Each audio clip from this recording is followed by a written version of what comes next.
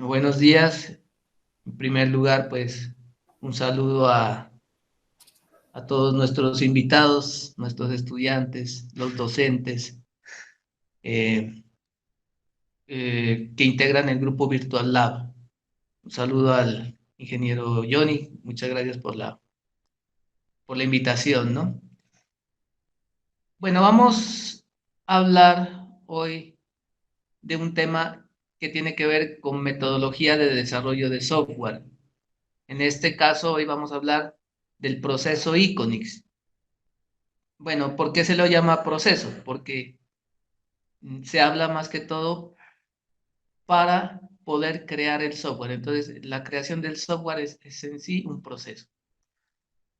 Mm, Vamos a iniciar hablando de alguna bibliografía que se tiene acerca de Iconix, ya que buscando en internet el sitio Iconix, el sitio oficial, pues ya no existe, ¿no?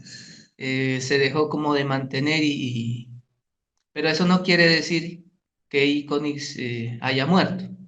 La verdad, pues Iconix está muy vivo y lo que se tiene por ahorita son algunos libros que han creado estos autores, como Doug Rosenberg, Matt Stephen y Mark Collins. Doug Rosenberg es fundador y presidente de Iconix Software Engineer y él prácticamente pues es el creador de esta metodología y junto con estos dos autores, Matt Stephen, que es un arquitecto, bueno mirar aquí por ejemplo estas profesiones, ¿no? Como arquitecto senior que dice, ¿no? Eh, Miren estas profesiones, yo estaba buscando algo de arquitectura, porque también se estudia arquitectura, ¿no? De software, y, bueno, sobre todo en este caso son arquitectos de software.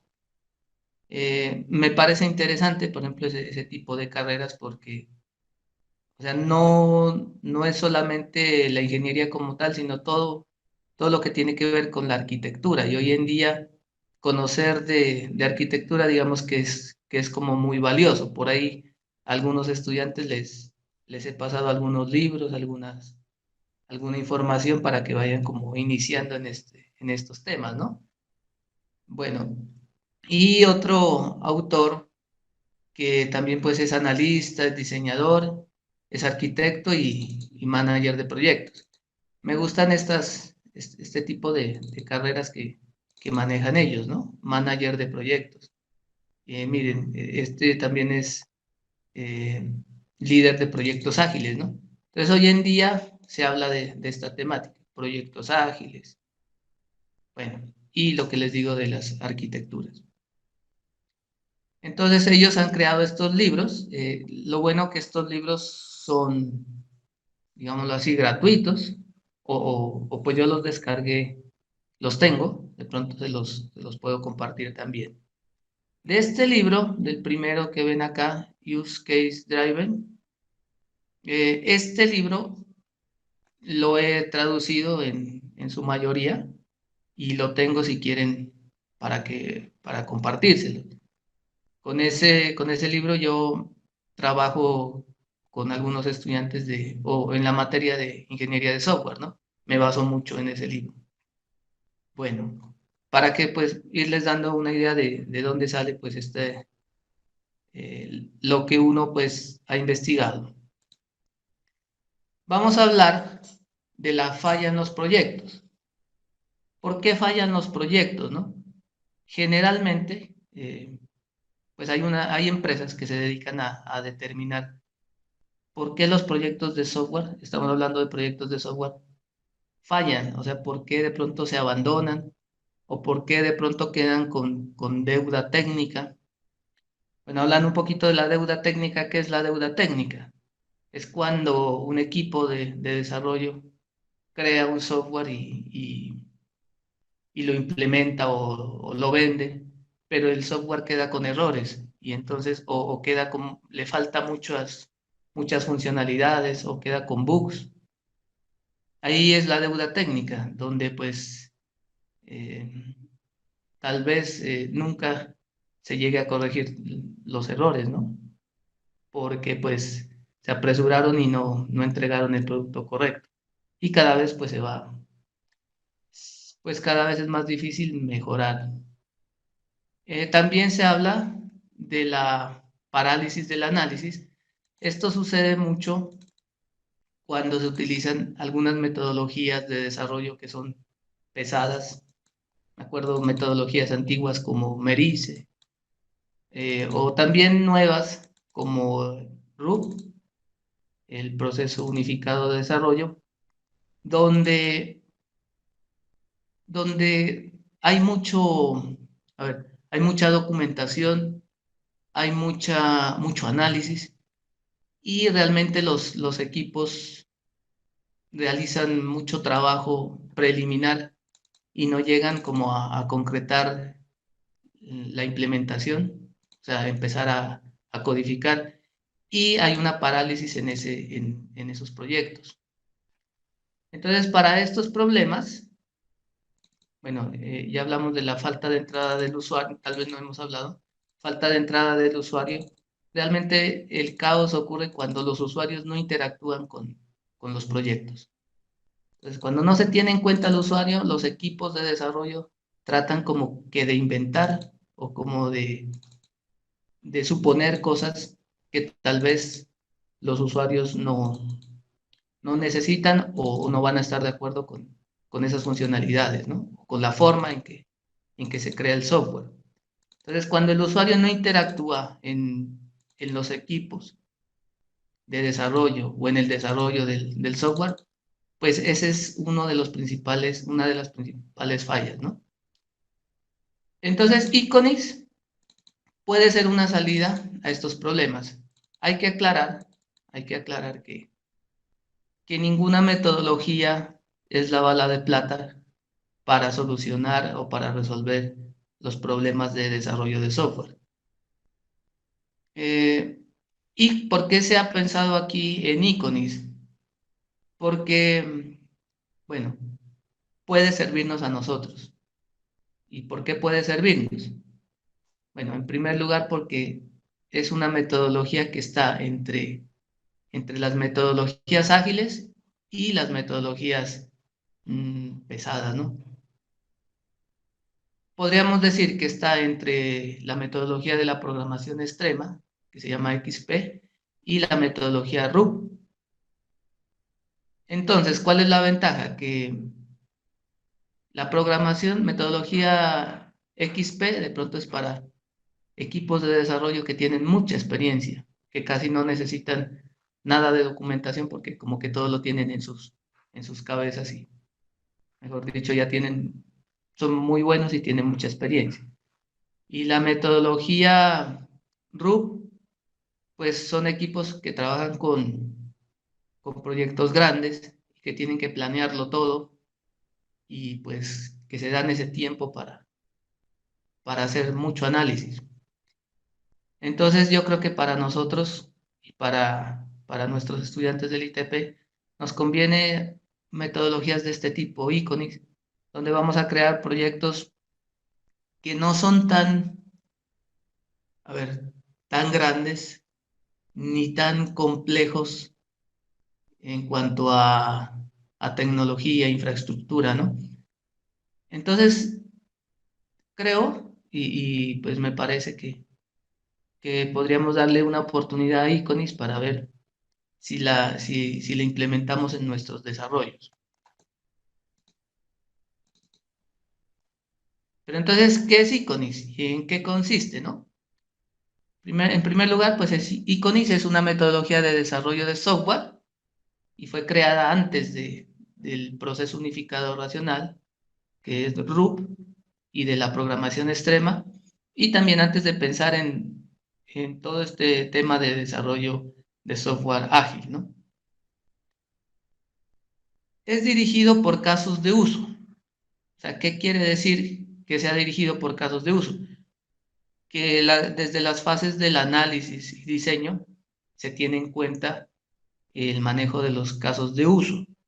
Recordemos que en ingeniería de software hoy en día se trabaja mucho con la cuestión de UML para, pues, para crear muchos artefactos, muchos, y también pues para basarse en esos artefactos en el desarrollo. Entonces, se dirige por casos de uso. Ahora más o menos vamos a ver qué son los casos de uso. Y pues documenta un poco más que XP. Recordemos que les dije que XP era una tecnología extrema, perdón, una metodología extrema, donde pues casi no se hace mucha documentación. O sea, ya se va a programar prácticamente, ¿no? Acá sí se documenta un poco, pero el objetivo es no documentar tanto. O sea, es hacer lo justo. Es más, se utiliza solamente 4 diagramas de UML. Realmente, bueno, sí, se pueden crear más diagramas, pero lo básico son 4 diagramas UML que ahorita vamos a explicar cuáles son para llevar todo el proceso de desarrollo. Hablando un poquito de la parálisis del análisis, les decía que las metodologías tradicionales insisten mucho en esas etapas de análisis y diseño y no se programa de pronto en meses, ¿no? O en años. Y es ahí donde pues eh, se ha establecido esa parálisis del análisis. La idea pues es tratar de nosotros ser un poco más ágiles, de correr, pero pues con paso, más bien de trotar, diríamos, ¿no? Con paso firme. Entonces, Iconis nos sirve ¿para qué? Para comprender y documentar los requisitos de comportamiento del usuario. Recordemos que en toda metodología debemos tener en cuenta los requisitos. Yo siempre he hablado les he hablado en ingeniería de software de qué son los requisitos, ¿no? Y pues cuando hablo de requisitos siempre hago énfasis o hago hincapié en requisitos funcionales y no funcionales, que son los de calidad. Más o menos haciendo como un resumen, los requisitos funcionales son todas esas funcionalidades que el usuario va a utilizar en el software, ¿no? Les digo yo a los estudiantes un ejemplo. Eh, Vamos a suponer aquí un software que ustedes tienen a mano, el Cigedin. Ese es un ejemplo. ¿Qué funcionalidades tiene? Por ejemplo, subir notas. Los docentes suben notas. ¿Qué otra funcionalidad? Los estudiantes pueden descargar o mirar sus notas en un listado. Todo lo que hace el usuario, esa interacción con el software son sus funciones, requisitos funcionales. Pero además también hay unos requisitos que son los requisitos de calidad, que a veces el usuario de pronto no nos los va a decir. Bueno, otros sí puede hacer que los tengan en cuenta, pero que se deben cumplir, como por ejemplo la seguridad, ¿no? O sea, no es posible que un usuario tenga su información y se la borren o se la cambien o se la roben, ¿no? Imagínense en un banco, pues que de pronto tengamos problemas con nuestro dinero en cuestiones de seguridad. Y también hay otros requisitos de calidad como eh, la, el rendimiento, ¿no? El rendimiento, o sea, en cuánto tiempo responde una página o un sitio o un software cuando el usuario da una entrada. Eh, Sabemos hoy en día que un usuario de internet cuando entra a un sitio y si se demora, no sé, más de 2 segundos, pues tal vez se aburre y se va, ¿no? Y ese sería un requisito, ¿no? Y hay muchos requisitos de calidad. Por ahí en los libros, yo ahora al final les voy a pasar algunos libros para que ustedes peguen una leída de eso y entender qué son esos requisitos de calidad. Cuando se está trabajando, cuando se elicitan, la palabra se llama elicitar requisitos, pues hay veces que surgen muchas dudas. porque recordemos que siempre, por un lado están los usuarios, pero por otro lado también están los desarrolladores que deben, digámoslo así, crear esas funcionalidades ya, pero en el código.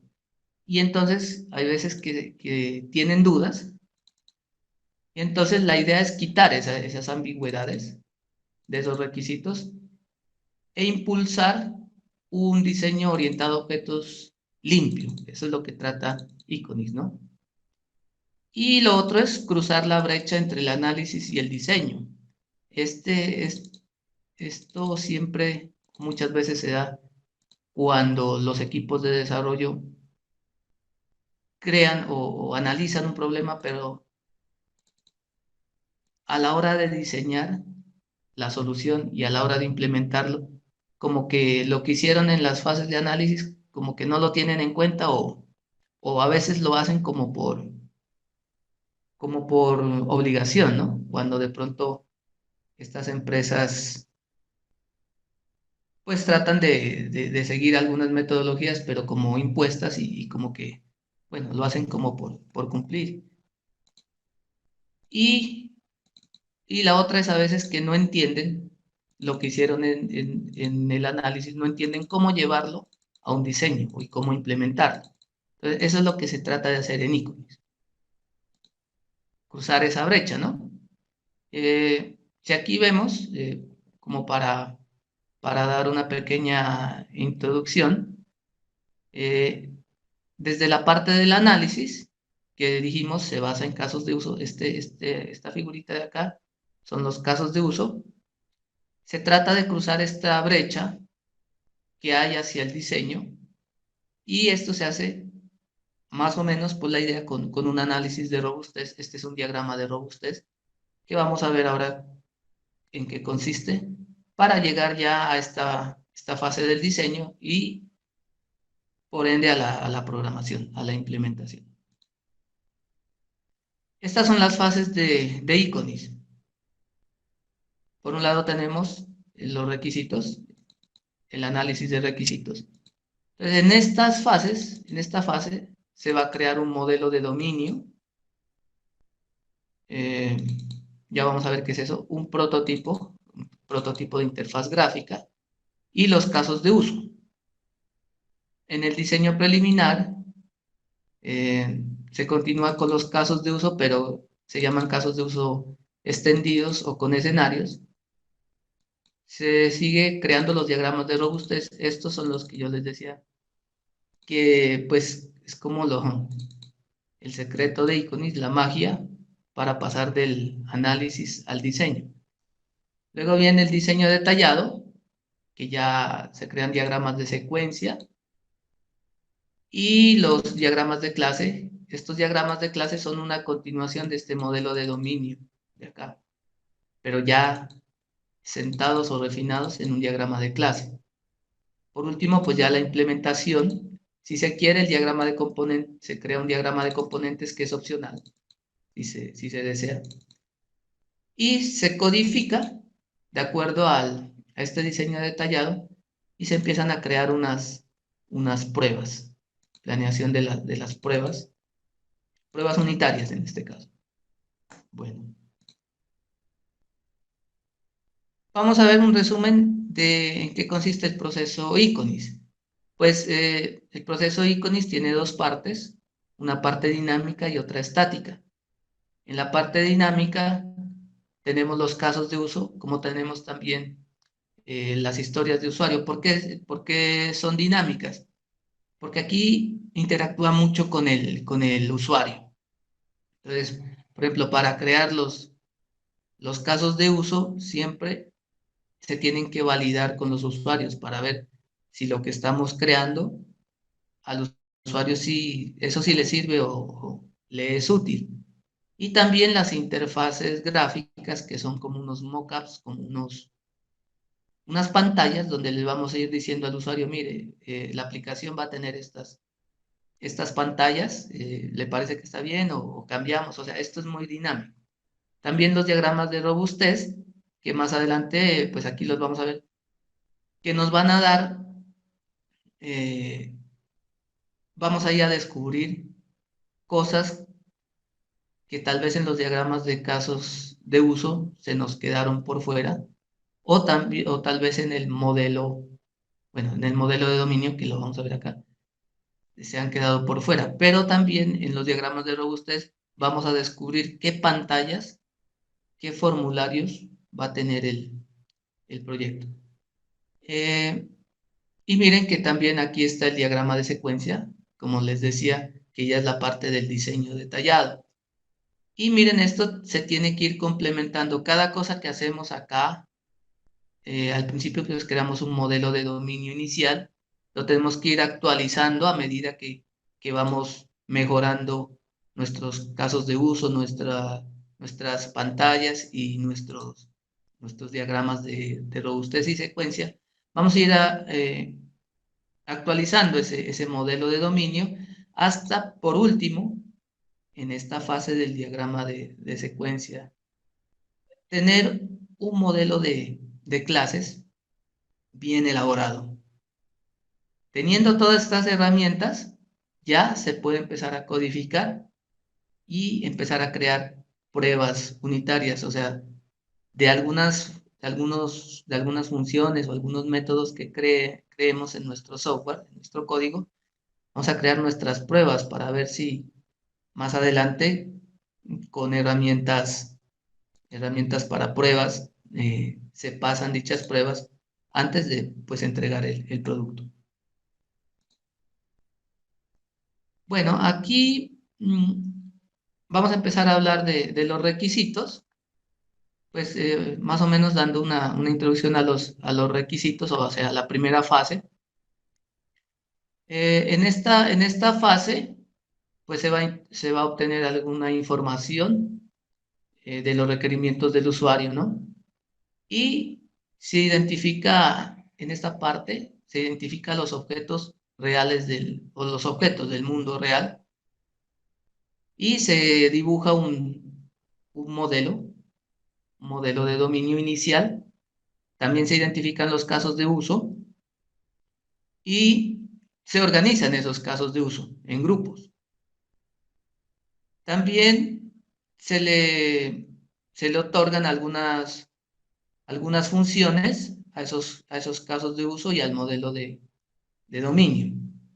Y se empiezan a escribir algunos primeros borradores de esos casos de uso. Aquí hay un ejemplo bueno, en el libro que les dije que estoy traduciendo, hay un ejemplo de venta de libros por internet, es una librería de internet.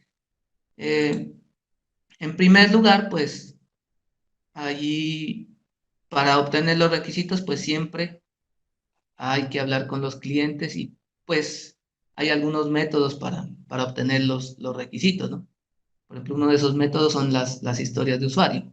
La idea es que algunos usuarios o en reuniones con los usuarios digan qué funcionalidades necesitan, pero ese es un tema que tocaría hablarlo otro día, ¿no? De cómo recolectar esos requisitos. Pero con esa recolección de los requisitos o elicitación, ¿cómo se llama? Cuando hablamos con nuestros usuarios van a salir una serie de objetos que, que vamos a poder identificar. Por ejemplo, aquí autores, libros, lista de libros, revisiones de libros, categorías de libros, hacer una compra, tarjetas de crédito, cuenta de cliente, bueno, editoriales, catálogos, pedidos. Todo esto, este es un pequeño ejemplo de cómo uno al principio va escribiendo esos objetos que va encontrando cuando uno charla con los usuarios, con los clientes. Luego se empieza a crear un modelo de dominio inicial, ¿no? Aquí donde se va como, a ver, diciendo, por ejemplo, a ver, para que entendamos, por ejemplo, una orden eh, tiene, por ejemplo, tarjeta de crédito, tiene, a ver, historia de la orden. Un cliente tiene una, a ver, o más bien dicho, una lista, tiene una cuenta de cliente. Bueno, por ejemplo, una orden tiene un carrito de compras. Más o menos uno va creando este tipo de diagramas con esta primera información que tomamos acá, como para ir relacionando esos objetos, cómo se relacionan con unos con otros. Se relacionan generalmente con estos diamantes diciendo tiene un, o estas flechas diciendo es un, como para cuestiones de jerarquía. Luego se pasa a los casos de uso. Los casos de uso son las funcionalidades y esas funcionalidades se colocan con algunos actores, como por ejemplo en este caso un actor cliente, eh, hace como una compra, checkout creo que es una compra, pero también puede pagar con tarjeta, puede entrar una dirección o pagar con una orden o pagar con cheque, ¿no? Entonces uno va identificando estas son las funcionalidades y acá son los actores, cómo interactúan esos actores con estas funcionalidades. Esos son los casos de uso. Entonces uno va creando esto. Recuerden siempre preguntándole a los usuarios o siempre con los clientes, perdón, cuando digo usuarios son clientes, siempre con los clientes, ¿no? Siempre validando esta información con clientes. Y se puede crear algunos prototipos de interfaz de usuario, donde le vamos a mostrar al cliente cómo puede ser de una manera muy sencilla, incluso muchos trabajan a veces con papel y lápiz. Hoy en día hay muchas herramientas para crear este tipo de mockups, donde le mostramos al usuario las posibles pantallas y cómo más o menos van a presentarse. Y él nos va a decir, bueno, esto me gusta, esto no me gusta, o en esta pantalla no debería ir esto. Después, esos casos de uso que vimos acá, después de haberlos identificado, los vamos a organizar y los vamos a agrupar en paquetes, ¿no? Entonces vamos a ver cómo se dividen en paquetes. Por ejemplo, aquí tenemos 4 paquetes, un paquete general. Por ejemplo, aquí hay agregar, por ejemplo, libro a la lista de deseos, cancelar un pedido, editar carrito de compras, loguearse, bueno, este es logout, o sea, salir, ¿no? Abrir una cuenta, bueno. La cuestión de las compras, ¿no? Entonces tenemos cliente, agregar el, el carrito de compras, hacer la compra, editar el carrito de compras, pagar con tarjeta, pagar con cheque. Entonces, uno encuentra que esas funcionalidades, y lo doy como muy rápido, esas funcionalidades se pueden agrupar de pronto mm, aquí por ejemplo, se agrupan de acuerdo a ciertas temáticas, ¿no? Por ejemplo, acá hay búsquedas, ¿no? También. Búsquedas por autor, búsquedas por categoría, por palabras clave. Esto pues sirve mucho organizar esos casos de uso. ¿Por qué? Porque tal vez de pronto cuando más adelante se vaya a codificar van a tener muchas cosas en común en las funcionalidades del código, ¿no? Que de pronto podemos reutilizar algunos componentes entre estos paquetes. Ya pasando al diseño preliminar, ya una vez creados nuestros casos de uso y nuestro modelo de dominio inicial, pues empezamos con el diseño preliminar, donde se empiezan a realizar los análisis de robustez. Entonces, para cada caso de uso que hayamos creado, debemos hacer desambiguar, se llama aquí en inglés nos dicen desambiguar o quitar la ambigüedad de esos casos de uso. Y aquí se van a utilizar unos casos de uso un poco más, no solo los diagramas, sino los casos de uso con escenarios. Y se van a identificar eh, esos casos de uso con escenario y vamos a actualizar nuestro diagrama de, perdón, nuestros casos de uso y vamos a tener un análisis de robustez, o sea, la primera actualización de nuestro análisis de robustez. Estos son los casos de uso con escenarios, o sea, ya no vamos a trabajar con los diagramas, sino que esos diagramas los vamos a convertir en estos casos de uso con escenario. Aquí hay una venta de libros, donde ya vamos a tomar nuestras funcionalidades y las vamos a explicar un poco mejor. Y aquí se habla del curso básico y los cursos alternativos.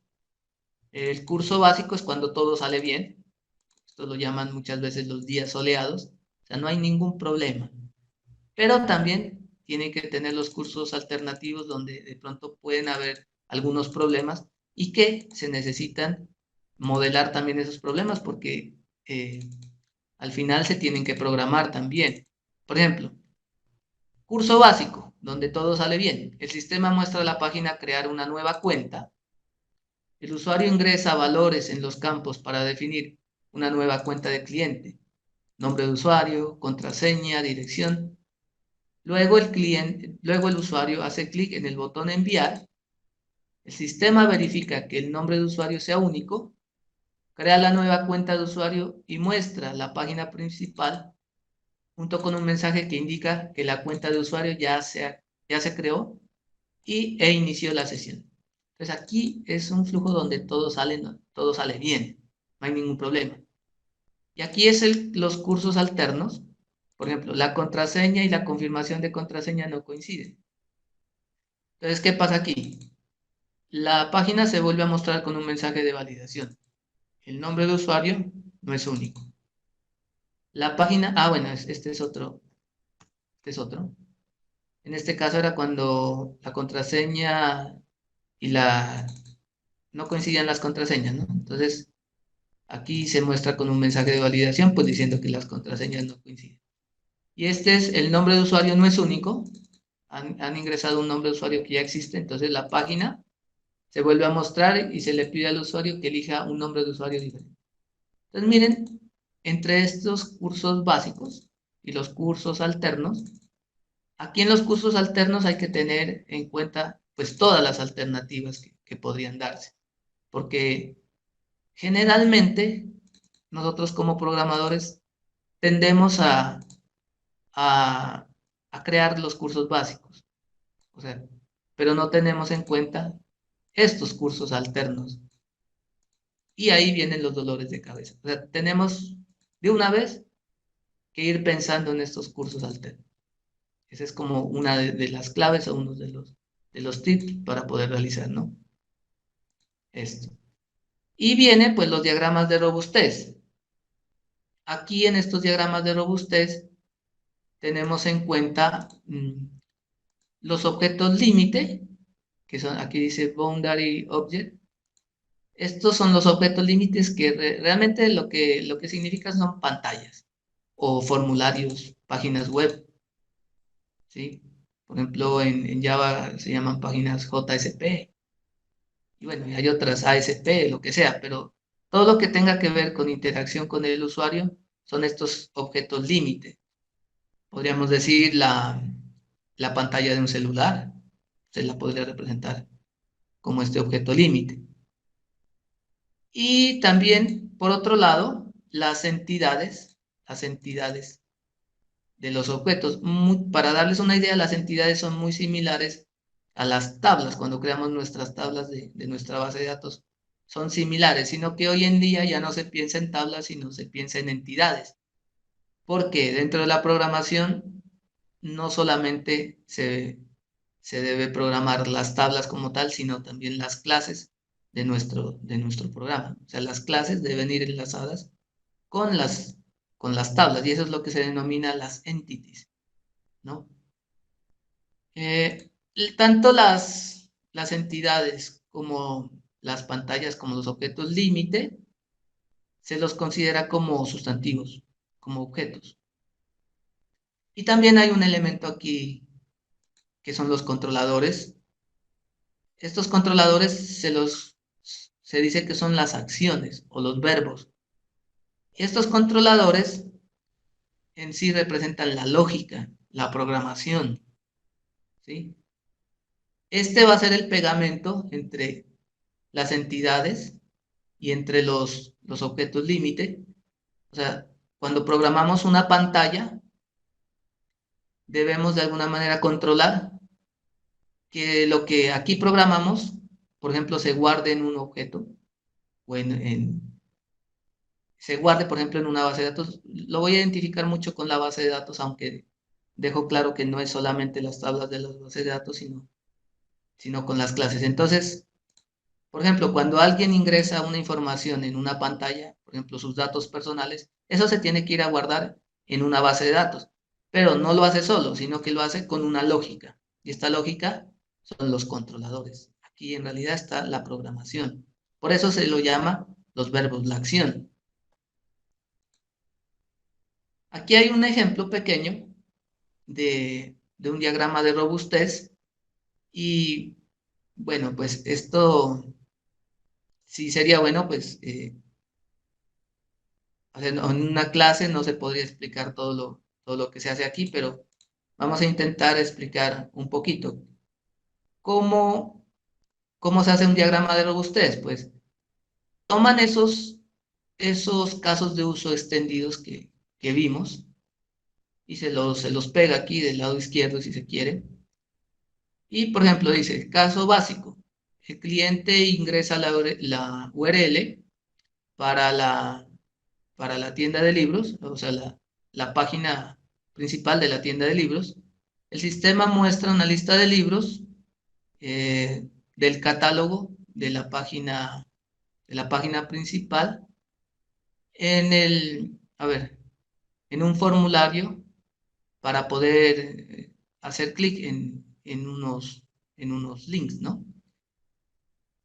A ver, entonces el cliente hace clic en un link en bueno, en la página principal y el sistema devuelve los detalles del libro para el libro seleccionado y muestra, y los muestra en la página de detalles del libro.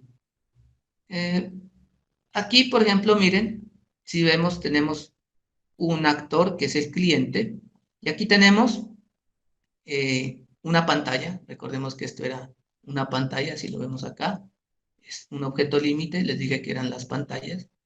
Entonces tenemos esa pantalla donde le va a mostrar la página principal. Y miren, por acá tenemos, a ver, unos controladores, por ejemplo, un controlador para poder eh, mostrar los vínculos o los links y otro controlador, por ejemplo, para devolver la lista de libros. Pero este controlador, ¿con quién se conecta? Con, digámoslo así, para que lo entiendan mejor, por ejemplo, con la base de datos de catálogos del libro y también con la base de datos o la tabla, digámoslo así, de la lista de libros. Esto permite que lleve información aquí a esta pantalla, ¿no? Y por acá también hay una pantalla de detalles del libro, la página de detalles del libro, y necesita pues unos controladores que se conecten, por ejemplo, a la entidad o a la tabla libro, donde un controlador se utiliza para devolver los detalles del libro y otro para mostrar esos detalles del libro en esta pantalla. Y pues aquí van también los casos alternos, donde el libro, por ejemplo, no exista, un caso alterno donde el libro no exista, entonces va a haber un controlador enviando una información de que ese libro no existe y la va a poder pues mirar el cliente. Esa es como una idea pequeñita de qué son estos diagramas de robustez. La verdad, pues no es tan fácil crear estos diagramas de robustez, pero, pero con práctica se los empieza a crear. La idea es que esto quede, de aquí vamos a encontrar eh, algunas acciones, algunos métodos más adelante en nuestro diagrama de secuencia. O sea, ¿cuál es la ventaja aquí? Que también, además de descubrir ciertos elementos del dominio, como son estas entidades, también vamos a descubrir pantallas, miren. Eso a veces algunas metodologías no lo dicen y nosotros a veces como programadores no tenemos en cuenta esas pantallas y cuando estamos empezando, generalmente, ¿qué es lo que hacemos? O yo lo he hecho mucho, crear, crear un modelo relacional con unas tablas y ese es todo el diseño que hacemos. Pero a la hora que estamos creando nuestras páginas web empezamos a sufrir, ¿no? No sabemos qué hacer.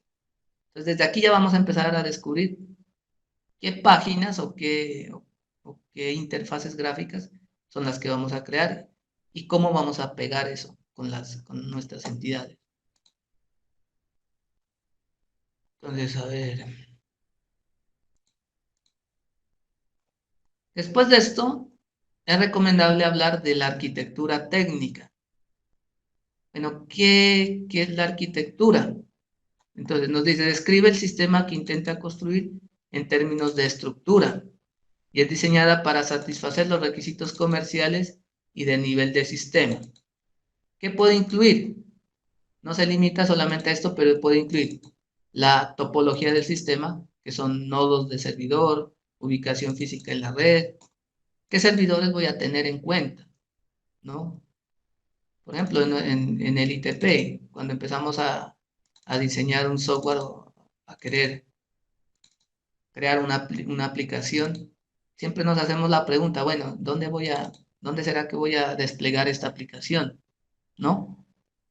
¿Qué servidores hay en el ITP? ¿O qué, será mejor contratar un hosting o un servidor en la nube? Bueno, pero ¿por qué? Debemos tener en cuenta algunos números. Por ejemplo, ¿cuántas personas van a ingresar a nuestra plataforma? En el día, ¿cuántas personas? En el mes, ¿cuántas? ¿Sí? ¿Van a haber horas pico? Por ejemplo, a veces sucede mucho, no sé si lo han visto en la plataforma Moodle, ¿no? Que cuando hay picos, generalmente en parciales, pues muchas veces se ha caído, ¿no? Ahora no sé qué ahora, cómo estará ahora, pero sucedía mucho y más ahora en tiempo de pandemia, ¿no? ¿Cuántas transacciones por minuto se van a realizar? Estos números, estos números, si los tenemos en cuenta, sí nos van a dar la arquitectura del sistema. Por ejemplo, ¿cuál va a ser el tiempo de respuesta para una cantidad de usuarios conectados al mismo tiempo? ¿Qué tiempo va a percibir cada usuario? Entonces, eso va a hacer que elijamos una u otra arquitectura. Imagínense, para darles un ejemplo, nuestra, a ver, nuestra plataforma Moodle, digamos, ¿sí? ¿Cuántos usuarios se podrían conectar en esa plataforma? Entonces, ¿en qué servidor habría que contratar? Yo creo que los servidores del ITP tal vez se van a quedar cortos porque pues no creo que tengan esas capacidades. Ahora imagínense un sistema como Netflix. ¿Cuántos usuarios se conectan al mismo tiempo? ¿Sí? Entonces la arquitectura va a ser muy diferente a nuestra plataforma Moodle. Además, por ejemplo, en Netflix, ¿cuánta información viaja eh, por streaming? Creo que lo hacen, ¿no? Y entonces ahí sí que cambia la arquitectura, ahí sí que van a necesitar, no sé, de pronto algunos modelos nuevos, como por ejemplo, a ver, para el envío de mensajes, ¿no? Se me ocurre que de pronto Netflix utiliza cuestiones como Apache Kafka, cuestiones de estas donde los mensajes tienen que viajar de manera rápida y muchos mensajes, ¿no? Entonces ya se piensa en ese tipo de arquitecturas que ya no son pues comunes, sino que son ya avanzadas, ¿no? Pero que nosotros podemos también empezar a estudiar por lo menos para saber cómo hacen ese tipo de arquitecturas, para pensar en lo nuestro, a ver si de pronto en nuestros desarrollos podemos incluir algo de eso en nuestras arquitecturas. Y también, pues aquí tiene que hablarse de algunos factores como el servidor de aplicaciones que vamos a utilizar, qué licencias vamos a necesitar, qué tipo de software, será que tenemos que pagar por algún tipo de software y algunas tecnologías tanto del lado del cliente y del lado del servidor. Y un ejemplo pequeñito de Spring Framework. No, esto no es la arquitectura técnica, es parte nada más. Es una vista de Spring Framework donde se ha dividido la vista que tiene que ver con esas pantallas que les mostraba ahí. Los controladores, que son ese pegamento, es la programación. Y el modelo, ¿no? Entonces, por ejemplo, en la vista Spring Framework trabaja en un dispatcher, servlet, y bueno, en la tienda de libros pues va a tocar crear algunas páginas JSP para la vista. Dentro de los controladores pues hay unos controllers y unas validaciones de esos controladores, o sea, la lógica. Y en el modelo se podría trabajar con interfaces DAO y, y con beans, ¿no? Por ejemplo, Spring trabaja los POJos, los beans, para el modelo del dominio. Y se puede conectar de diferentes maneras, por ejemplo, con un JDBC, con implementaciones de JDBC. Bueno, pero esto puede cambiar, de acuerdo pueden elegir otros modelos. Este es un pequeño ejemplo de una decisión que se tomó de manera arquitectónica. Después ya viene el diseño detallado y pues que tiene que ver con dividir el modelo de dominio en muchos diagramas de clases si se necesitan. O sea, aquí ya se va perfeccionando ese diagrama de clases y se le agrega algún comportamiento eh, y se lo dibuja en los diagramas de secuencia, ¿no? Bueno, aquí hay otras cuestiones que hay que hacer, pero se generan esos diagramas de secuencia y se tienen en cuenta esos objetos límite que se han tenido anteriormente en el diagrama de robustez, ¿no? Para mostrarles un ejemplo, bueno, un diagrama de secuencia se compone por esto. Se tiene un actor, puede tener un actor, que es el que inicia el diagrama de secuencia. Aquí en el diagrama de secuencia, generalmente sí se puede enumerar cada método de estos. Entonces, por ejemplo, aquí tenemos un actor, por acá tenemos un objeto límite, que puede ser una pantalla, otra pantalla. Y acá tenemos una entidad. Miren, esto viene del diagrama de robustez, pero ya se los organiza de otra manera, ya es un diagrama de secuencia. Por ejemplo, un actor puede hacer, bueno, hay un método para hacer una búsqueda. Entonces aquí entra a vivir, digámoslo así, o a funcionar la página de búsqueda. Esto es, este rectángulo es el tiempo de vida que tiene. Miren. Entonces, por ejemplo, aquí valida la frase de búsqueda y se pasa acá, va a buscar en la entidad catálogo, porque pues está haciendo una búsqueda de un libro y va a ir a buscar en los catálogos y puede ser que haya búsqueda por autor, ¿sí? Cuando los resultados ya estén en su página de resultados, pues va a agregar ese libro al carrito de compra. Esto nada más, pues les doy una idea de cómo es esta interacción entre estos elementos. Y pues ya más avanzado, aquí tengo un ejemplo, pues, donde un usuario puede puede interactuar con una página de checkout, que es como para hacer la compra, y puede dar a editar el carrito de compras, y aquí entraría a la pantalla de editar carrito de compras, y luego aquí hay una entidad donde ha guardado algunos elementos del carrito de compras, o sea, la tabla, y aquí va a leer la información con el ID cliente, me imagino, Y hay aquí también una entidad de lista de ítems, donde va a encontrar algunos resultados de los ítems de ese carrito de compras, de pronto que él ya tenía, ya había, ya había creado, ¿no? Ya había agregado unos elementos al carrito de compras y los va a editar. Entonces, es algo así, muchachos, ¿no? Es algo así que, ¿cómo ocurre la interacción entre en estos diagramas? Pues conocerlo, pues ya tocaría leer un poquito más y empezar a crear, a empezar a tratar de crear este tipo de diagramas, ¿no? Pero aquí pues ya se van teniendo en cuenta estos elementos que son los métodos, miren. O sea, cómo se comunican estos objetos límites con estas entidades y con los actores a través de estos métodos, ¿sí? Y estos, cuando ya se vaya a la implementación, pues estos métodos ya se los va a crear acá aquí ya se llama el diagrama de clases. En el diagrama de clases ya van a ir estos métodos. Un diagrama de clases es un rectángulo, por ejemplo,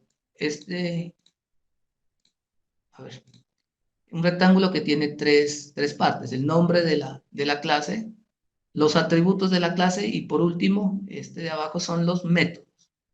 O sea, estos métodos ya se los va a identificar en cada, en cada clase y se empiezan a crear pues las relaciones entre estas clases.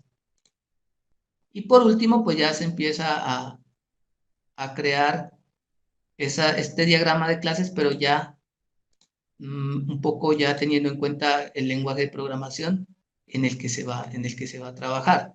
Para de esta manera, pues ya llegar al código. Aquí ya estamos llegando al código.